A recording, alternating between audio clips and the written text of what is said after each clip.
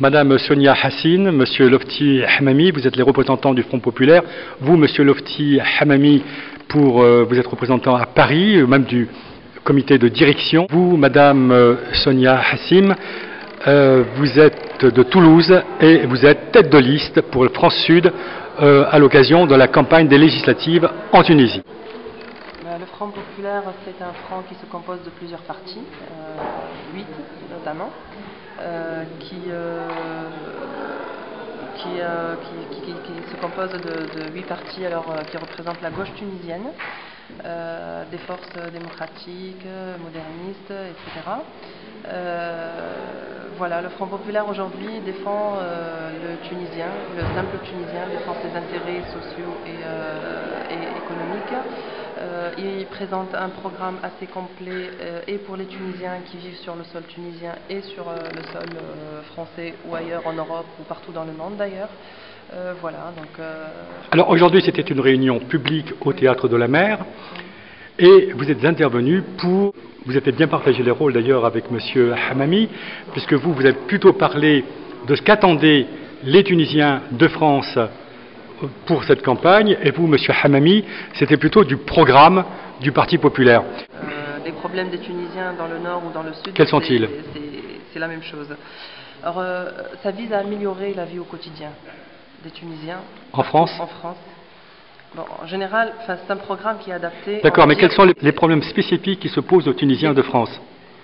Les problèmes spécifiques qui touchent les Tunisiens en France, on va dire, dans leur vie au quotidien, c'est par rapport à leur lien direct avec la Tunisie. J'ai entendu parler de la double discrimination, c'est-à-dire que, notamment pour les enfants qui sont discriminés en France, discriminés aussi en Tunisie. C'est pour ça que je dis en lien direct avec la Tunisie. Ouais. Alors, c'est vrai qu'ici, on vit toujours en tant qu'étranger, et on nous appelle les étrangers.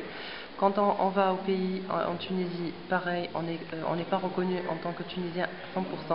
Donc pareil, comme a dit mon camarade lors de son intervention, on est des porteurs de devises. Le Tunisien aujourd'hui qui vit en France, il a beaucoup d'attentes, il a beaucoup de demandes par rapport au prochain gouvernement pour améliorer sa vie au quotidien ici, pour assurer le respect qu'il mérite, pour assurer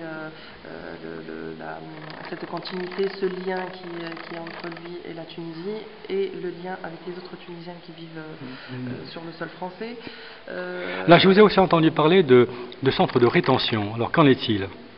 Alors, nous, ce qu'on propose par rapport à ça, c'est que par rapport aux sans-papiers, alors il y a un petit volet là en résumé sur notre flyer qui concerne les sans-papiers. C'est la prise en charge par l'administration tunisienne à l'étranger des Tunisiens sans-papiers en vue de régulariser leur séjour et procéder selon leur précarité sociale, c'est-à-dire après évaluer chacun sa situation, etc. La délivrance des documents officiels tunisiens, par exemple là aujourd'hui, un Tunisien qui vit sur le sol français sans papier, il n'a pas le droit de renouveler son passeport s'il arrive à expiration. Pourquoi? Parce qu'il n'a pas de titre de séjour. Ça c'est très important.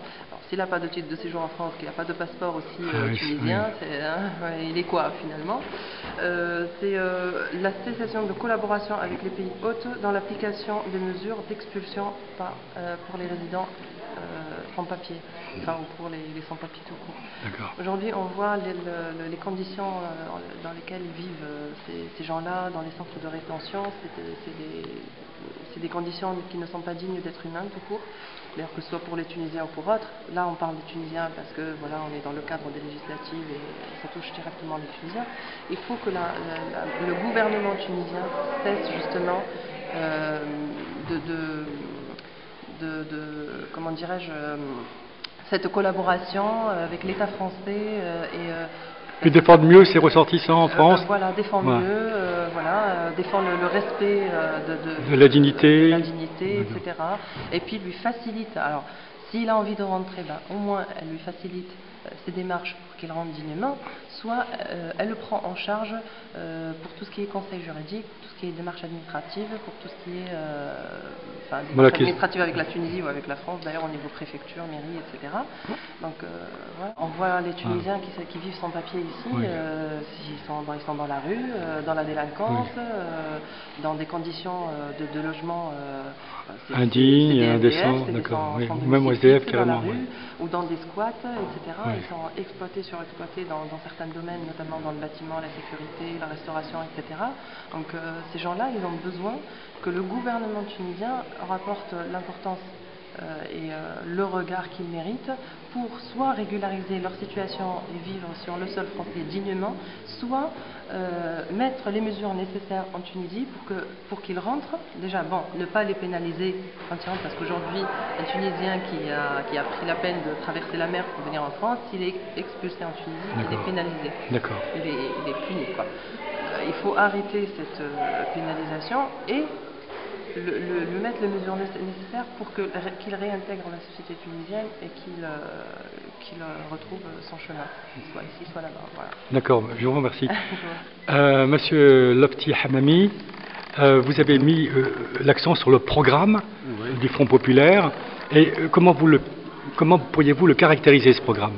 Bon, aujourd'hui, on a expliqué le programme du Front populaire comme une alternative de ce qui se passe en Tunisie. Et essentiellement, on a mis le doigt sur les problèmes économiques, région par région, et aussi on a soulevé la restriction de l'administration, et aussi on a discuté sur l'agriculture et la situation actuelle de l'eau, de phosphate et du pétrole. Et c'est-à-dire de la richesse, tunisienne. Oui. Tunisienne. Alors cette richesse nationale, est-ce qu'elle vous semble aux mains des Tunisiens ou accaparée par l'étranger? Jusqu'à maintenant, on ne peut pas dire qu'il est dans les mains des Tunisiens, parce qu'il y a intervention directe de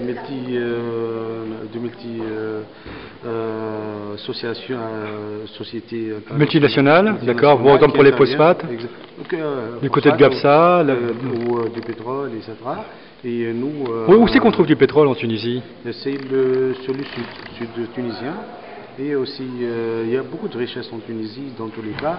Le sel, par exemple, mais le Front populaire propose que les Tunisiens mettent leurs mains sur leur richesse nationale. Et ça, c'est ce qui caractérise déjà le Front populaire.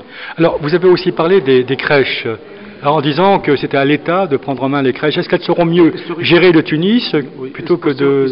Historiquement, nous, on a structure de crèches qui est liée par les mairies.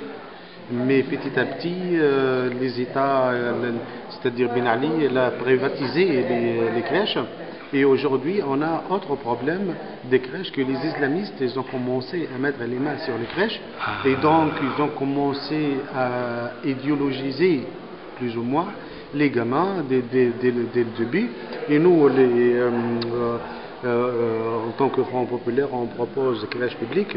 Et on croit que c'est nécessaire aujourd'hui que l'État intervienne pour que les crèches ne restent pas dans les mains des insectes ou des groupuscules qui peuvent pousser les gamins vers une idéologie extrémiste comme des autres pays arabo-musulmans. D'accord, donc c'est quand même un problème très important. Très important. Alors, par contre, bon, là, vous avez fait votre intervention en arabe auprès des Marseillais, excusez-moi, en tunisien, plus exactement. Ouais.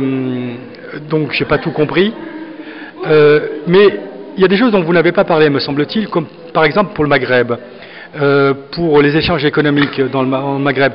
Parce qu'on pourrait penser que l'économie tunisienne pourrait repartir avec une augmentation de ces échanges. Oui, déjà aujourd'hui on a parlé de ce problème-là. Excusez-moi, oui, pas de souci, mais c'est quoi le problème? Le problème que les échanges des Tunisiens fixés sur l'Europe. Nous, on veut qu'ils restent avec l'Europe, mais aussi avec le Maghreb arabe et l'Afrique, puisque juste à côté de nous, et on a beaucoup de secteurs mieux que des autres pays africains, donc on peut trouver notre identité là-bas et on peut améliorer notre économie, mais bien sûr on veut aussi comme Front populaire rester lié avec l'économie internationale et notamment avec les Français, les Allemands, et les Américains, les Italiens, etc. Parce que il y a maintenant dans la structure de l'économie tunisienne, il y a des structures communes entre l'Europe et la Tunisie. Ici, on a réussi un jour de faire la liaison entre l'Europe et aussi l'Afrique et le Maghreb arabe. Ça sera que de bénéfices pour les Tunisiens. Et pour les Européens aussi. Aussi. Voilà. Monsieur Lofti Hamami, je vous remercie. Moi aussi.